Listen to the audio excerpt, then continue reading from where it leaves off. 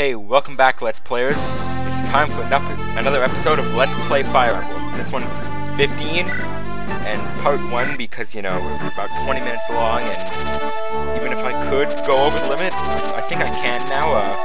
My friend's got about as many videos as me, and he can, so yeah, I think I might be able to go over 15 minutes, but you'd lose interest by then, probably. There are just so many cutscenes. If I made it too long, then it would just sort of you drop after halfway. Anyway, so this is the first level where you get Hector, you know, for the full time.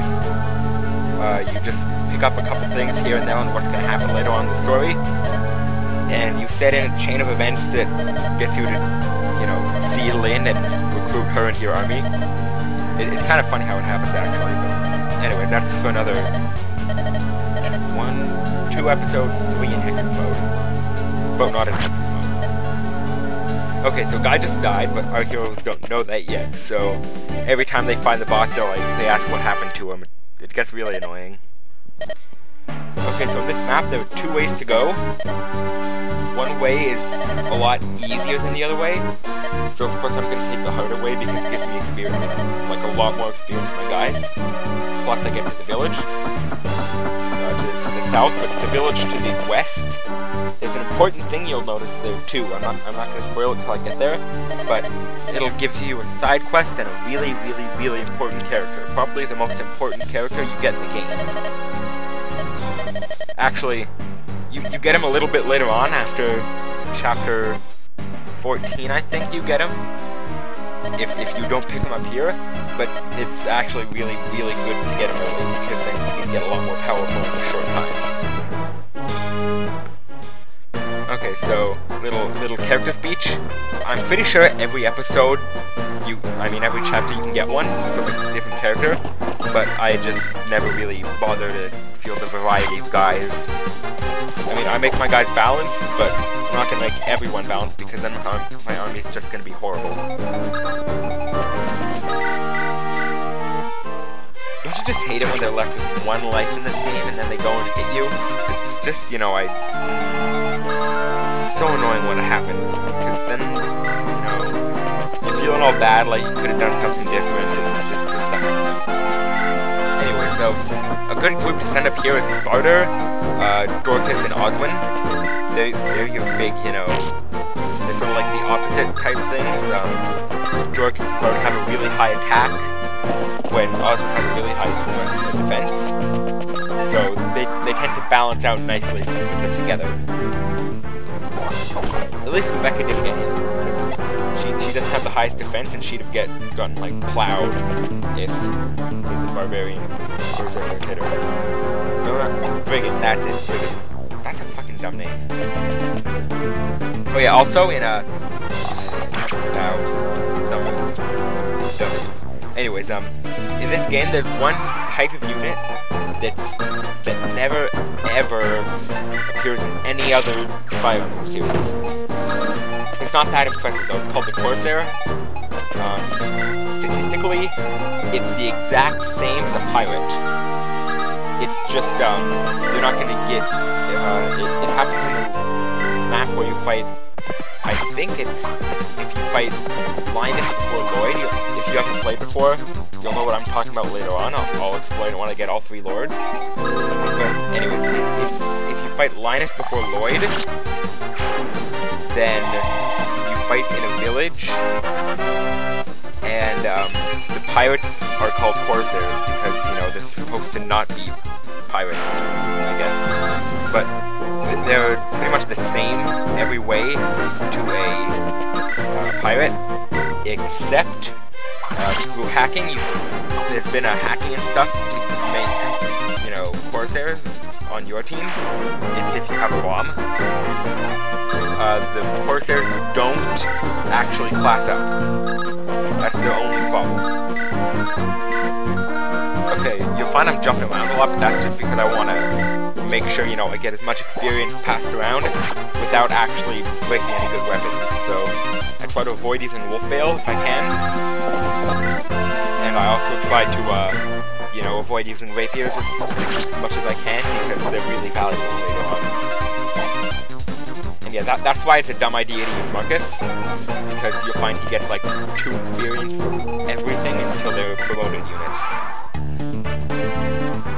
Okay, on this map, I forgot to explain it. I'm not sure if... I'm pretty sure you've seen the cutscene. I kind of tuned out for a bit.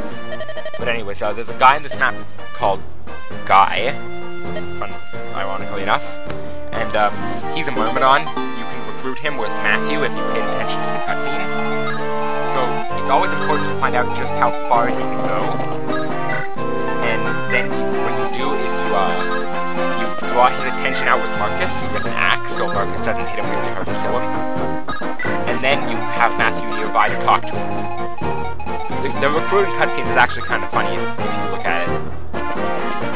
Anyway, so Marcus takes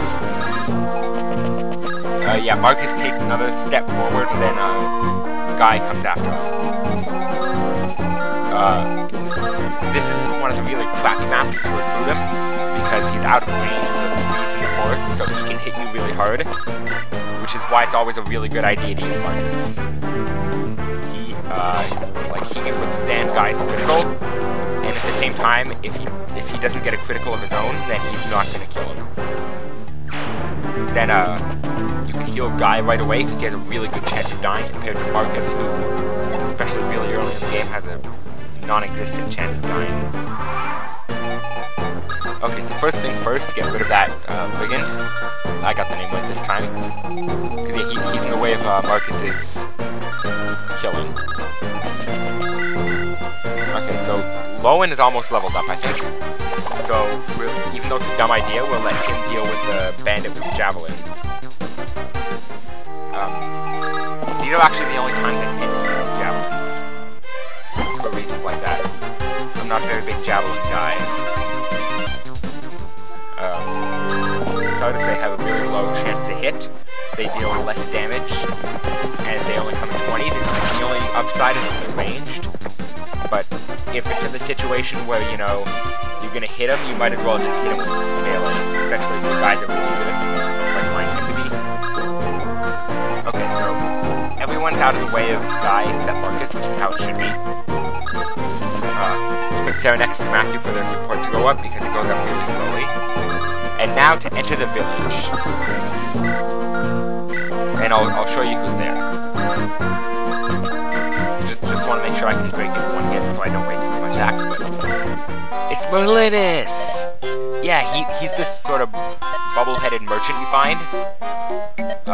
In the next chapter, there's a side quest where you meet him, and if you protect him for 10 turns, then what happens is he joins you a few turns early, which can give him a lot of experience. Especially since he gains 1 level every map he's in. And even if he dies, nothing bad happens. If he dies, you just can't store anything for that level.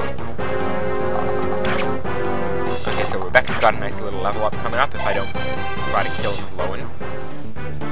Guy's gonna be recruited, but I just have to make sure that nobody gets seriously injured.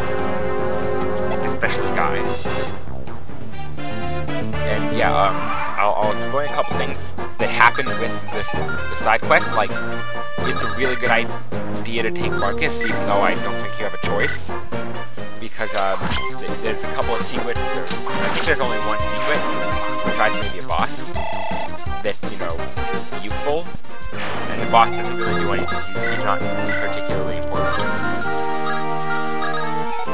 Okay, I think it's a good idea to train Hector this time, because for starters he gets his kick-ass critical. Bam. And then, yeah, there's, you know, he's really, really good later on when I tend to not use Lowen as much. The Cavalier I use is Sane, and also I use Isadora plenty of times too if I'm Harkin. So here's the kind of cutscene to show how they knew each other before. And of course, it's Matthew, he takes nothing seriously at all, so he just kind of acts cocky, and then decides to be a humongous prick. If you do more support conversation with Guy and Matthew, then you'll realize that Matthew's kind of a huge prick, but a funny one and a nice one at the same time. It's a little confusing, but it's kind of cool. See, it's a good way to train him just by beating up on archers, especially with his, you know, current low life. Because then, you know, he's not at risk. I can get him healed by Sarah after, just in case he gets a level up. And also, Sarah stays next to Max, which is always good.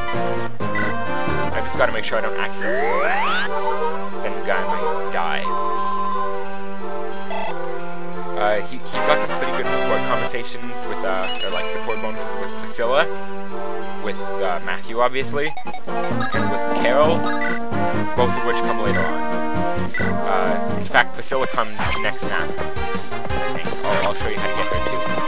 But I never really miss any guys unless I have a choice between two, which I'll also show you. There's a couple of times where that happens. Okay, so before I forget, we gotta deal with the guys up top. But first I just want to make sure that everyone's in position for like a good hit. So make sure Rebecca doesn't die and get her to train on Archer, on Marcus in the fort. And then I'll deal with this little mercenary.